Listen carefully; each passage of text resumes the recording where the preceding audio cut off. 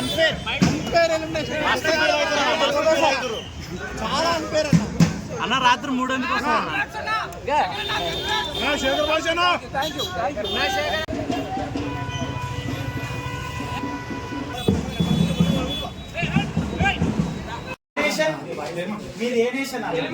elimination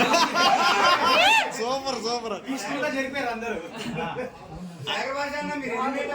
problem కాదు కానీ మీరు పీపుల్ మ్యాన్ అయితే మా అందరం హృదయాలు అయితే గెలుచుకున్నారన్న నిజం అన్న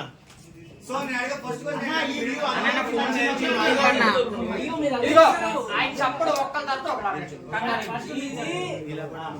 మీ దేశము నా దేశము మన ఇద్దరు దేశం మీ నేషన్ నా నేషన్ నామినేషన్ ఇప్పుడు 3 వచ్చిందండి ఆడియన్స్ గా మిమ్మల్ని మరికంట ఆదిత్య అన్న మీరైతే చాలా బాండింగ్ తో అయితే ఉన్నారు బట్ ఎలిమినేషన్ నామినేషన్ టైంలో అయితే ఆదిత్య అన్న మిమ్మల్ని నామినేట్ చేసిండు మేము చూసింది నిజం లేకపోతే లోపల ఏం జరిగింది అనేది మీ మాటలు చెప్పండి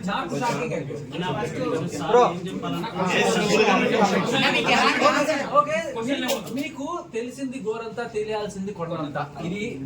అందరికి ఒకటే చెప్పట్లేదు కొత్త విషయం చెప్తున్నాను మీకు బిగ్ బాస్ సెకండ్ వీక్ లో నేను ఇచ్చిన కంటెంట్ చాలా ఉండింది అది బయటికి ఎందుకు రాలేదు నేను నిజంగానే ఆశ్చర్యపోయి బయటకు వచ్చిన తర్వాత ఒకటి టాస్కుల్లో నన్ను ఆడించలేదు నా పేరు రాలేదు ఒకే ఒక టాస్క్ టాస్క్ లో నేను ఆడతా అన్నప్పుడు కూడా కెప్టెన్ నన్ను ఉంటుంది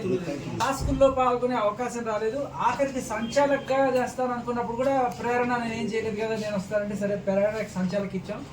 సో ప్రేరణ అంతా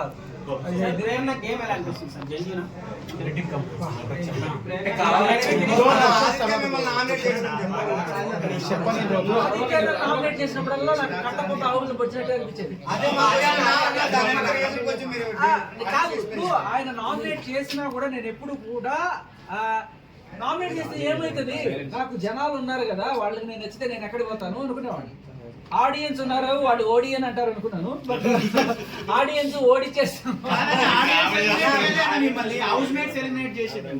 అన్న మనకంటే ఇంకో పల్లవి ప్రశాంత్ అవుతారని మీరు అంటారన్న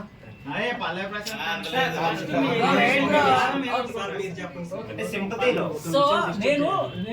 ఎలిమినేషన్ అయినందుకు అస్సలు ఏ రకమైన బాధ లేదు ఎలిమినేషన్ అయ్యి ఇంటికి వచ్చాను హ్యాపీగా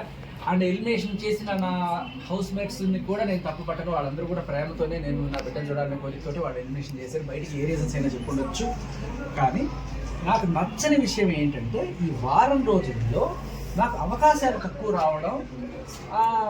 మరి అది కావాలనా లేకపోతే దురదృష్టవశాత్త అనేది అది పక్కన పెడితే సరే టాస్కుల విషయం లేకపోయినా నేను వేసిన జోకులు కావచ్చు నేను మీకు ఎంతమందికి నేను ఎవరికి తెలియదట విషయం ఈ దొంగతనాలు చేస్తున్నారు కదా వాళ్ళు ఇక్కడ తీసుకొచ్చి ఇది ఇక్కడ చూసి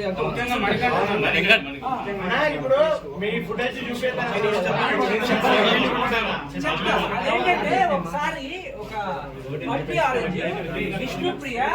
పల్పి ఆరెంజ్ తాగేసి తీసుకొచ్చి వినండి